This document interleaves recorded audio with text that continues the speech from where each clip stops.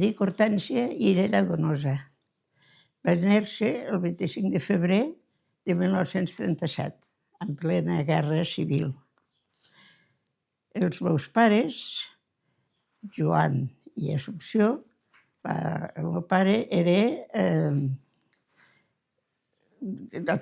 conductor d'autobús des de Camporrells o Graus, Lleida.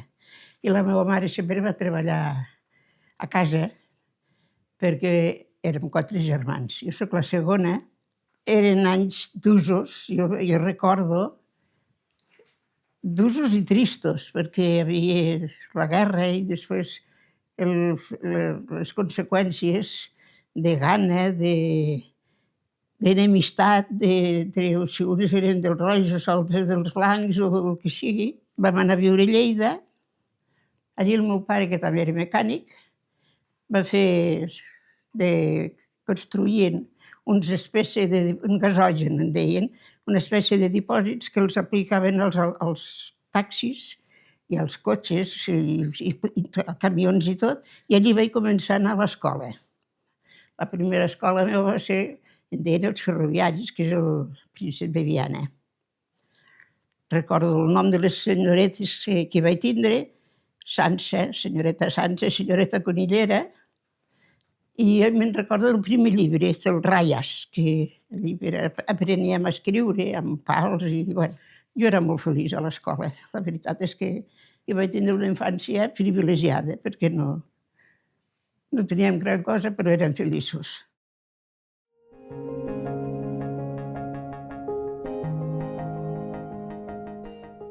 Llavors, als 6 anys, vam tornar al Guaire. I allí ja vaig començar a l'escola graduada. Llavors, quan una de les mestres, senyoreta Navarro, va dir als meus pares que podia estudiar i que ells mateixos se prepararien. I s'ho manegaven entre aquestes dues. Vaig fer els 3 primers cursos de batxillerat, examinaven de tot, de totes les assignatures, de labors, de política, que també hi havia, formació política, l'espíritu nacional. Després del batxillerat elemental a quart, hi havia la revàlida.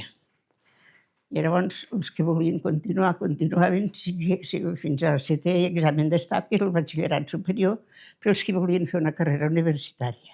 Jo ja tenia intenció de magisteri. No, i si hagués pogut fer pedagogies, no s'ha pogut fer, però havia d'anar a Barcelona, i això no podia ser. Aquell setembre vaig fer ingrés de magisteri, i al setembre ja vaig començar també primer. Anàvem nois i noies a la normal, a la mateixa classe. A primer érem 75.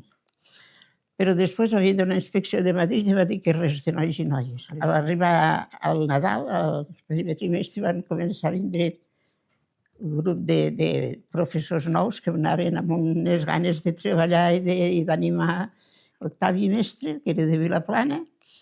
I a més aquest era simpaticíssim. Quan el trobaves pel carrer o per l'ací sempre t'explicava xistes i tal, però a la classe recte, però no amenaçador. Vull dir, molt bé. La senyoreta Latorre i presentant el magisteri com una vocació, com és, per exemple, no sé, els metges, clar, tothom treballem per altres. I vam anar a les noies, un autocar de noies, a veure les centrals de Camarasa, de Terradets, i després fins a la Vall de Boí, i vam pensar una carretera, doncs això és un camí, però bueno, nosaltres vam tirar cap a Pont de Suert, i veiem els poblets allà de dalt a les muntanyes, i pensàvem, doncs aquests pobles són els que haurem de vindre nosaltres. Com hi van? Com s'hi va per allà?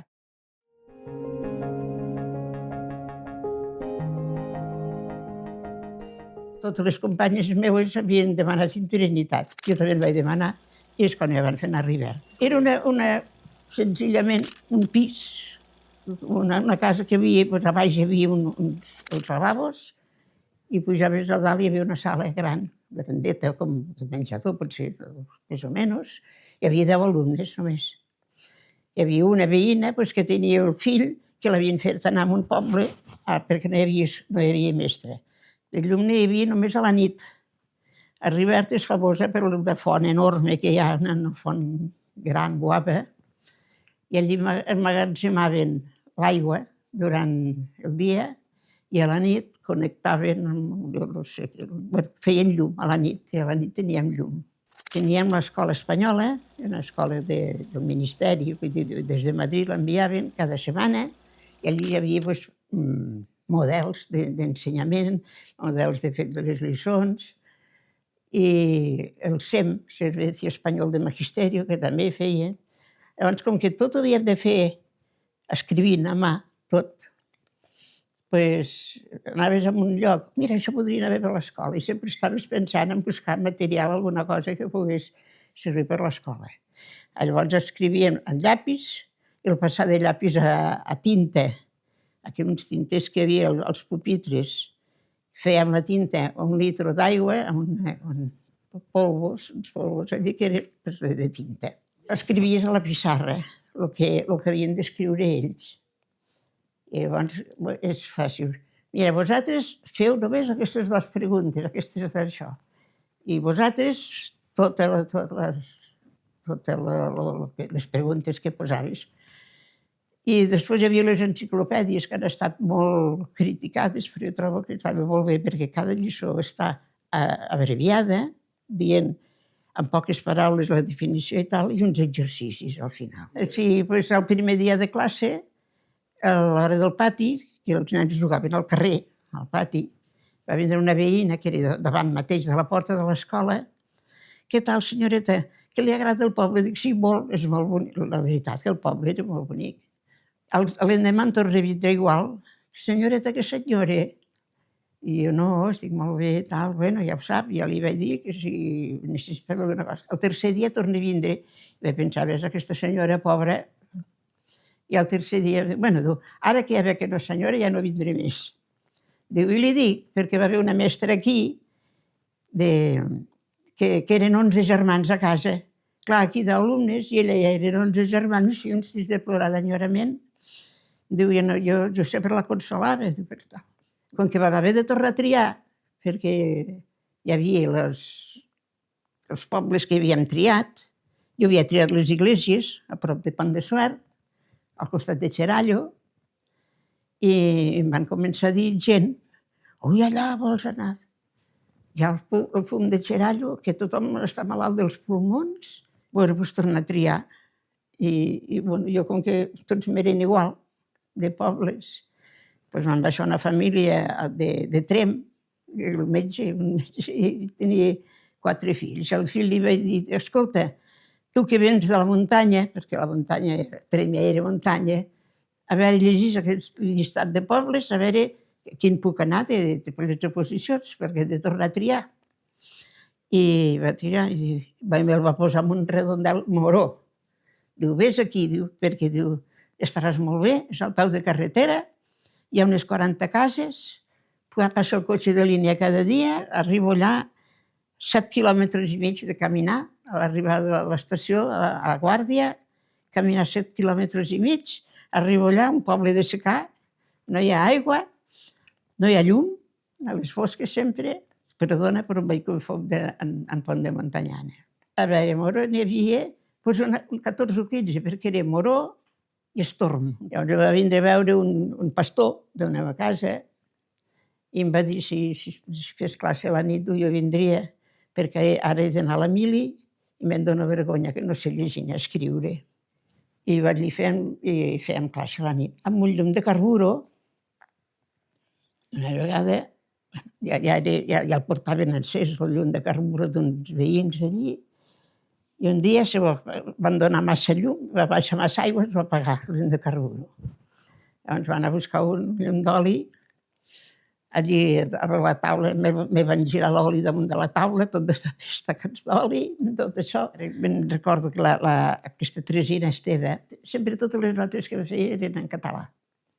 Pensava, veus, que bé, doncs aquí també ho podria fer jo. I vaig començar a escriure en català, llegia, o sigui, no m'era estrany llegir en català. Franco va morir el 75 i el 76 ja vam fer el primer reciclatge. I tal, i de seguida m'hi vaig apuntar. Va durar 2 o 3 anys i tinc el títol de mestre de català.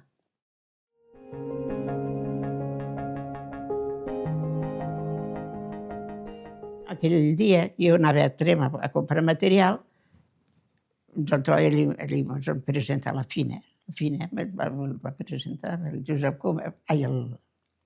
Eren tan molt amics amb el Coma, ell anava a casa del Coma. Francesc Terès, molt bé, va preguntar si aniria a la reunió que havien preparat. Jo li vaig dir que no en sabia res, però que s'hi anaven tots. Tots, vull dir, el grupet de mestres que havien al voltant de Guàrdia. Doncs també hi aniria. I així va ser que ens vam conèixer. I ser el dia, perquè el dia de la reunió, ell va fer la primera reunió d'Isart, va presentar el que ell pensava que com que els mestres, aquests pobles quasi tots hi havia mestre, i que si els altres els seguien, seria una manera de comunicar-se i de trobar-nos els mestres. De moment vam dir tots que sí. Eren 13 persones a la primera reunió i demanava a la gent que enviessin temes, el tema que volguessin, i farien com una espècie de revisteta per anunciats. I se'n va arribar a enviar 489 d'isards quan va estar fet. Perquè l'isard és un animal molt intrèpid, molt valent, molt decidit, una mica esquerp, bastant esquerp, perquè quan una persona també és esquerpa li diuen que és una persona isarda. I sempre vol anar, no té prou en el puesto pla, sinó que va sempre cap dalt a les muntanyes, li diuen pujar cap dalt.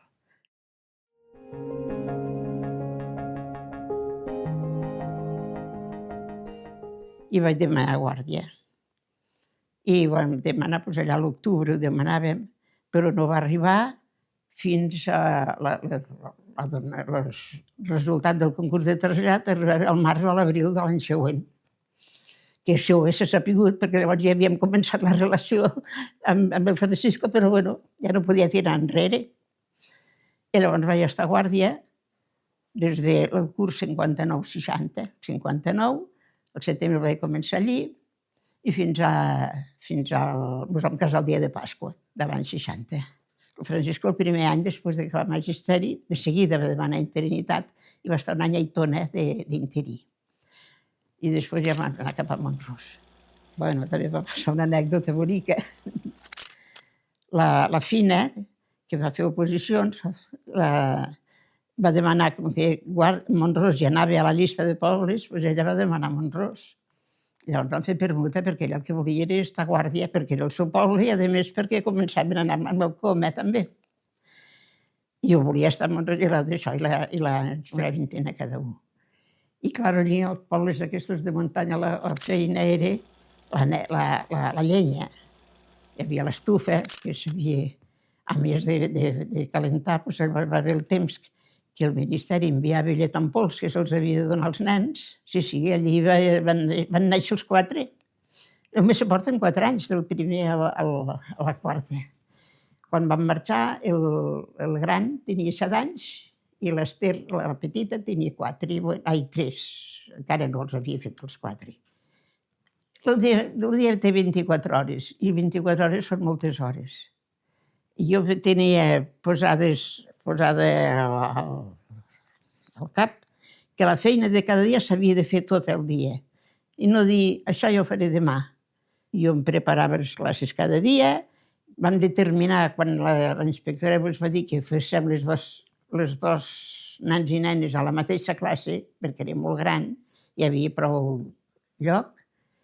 Jo vaig agafar els de fins a 10 anys, o sigui, els primers des de parvulets, alguna començava als 3 anys, i dic que podria vindre perquè ves a casa. Moltes coses les fèiem comunes, les altres coses diferents, perquè jo tenia petits, els feia grans. Els mestres eren persones molt estimades. La consideració que hi havia pels mestres era molt gran, molt. I nosaltres, per exemple, allà ens vam considerar sempre una família més del poble.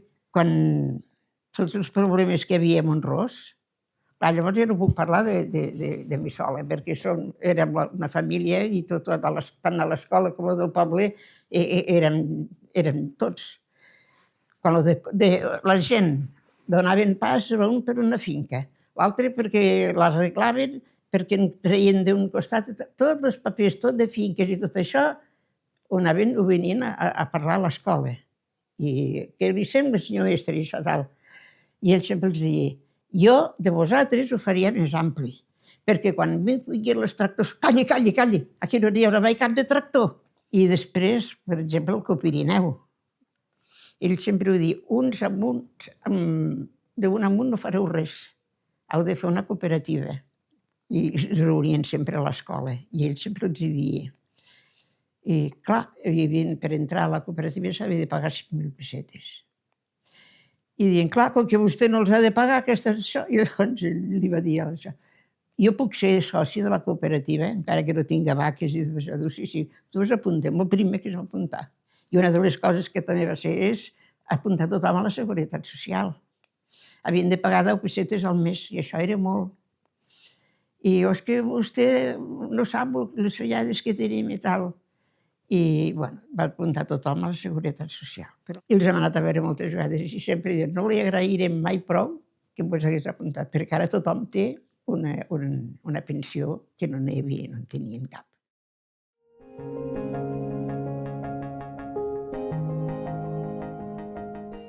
No només l'escola, sinó tot l'ambient.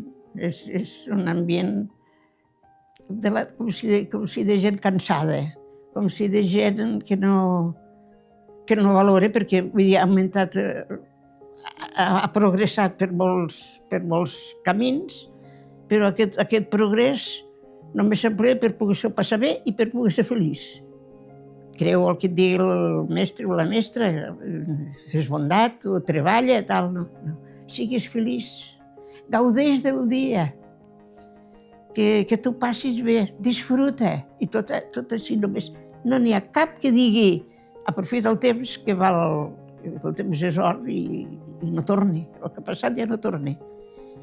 I per això jo penso que no és l'escola sol, és la societat en general.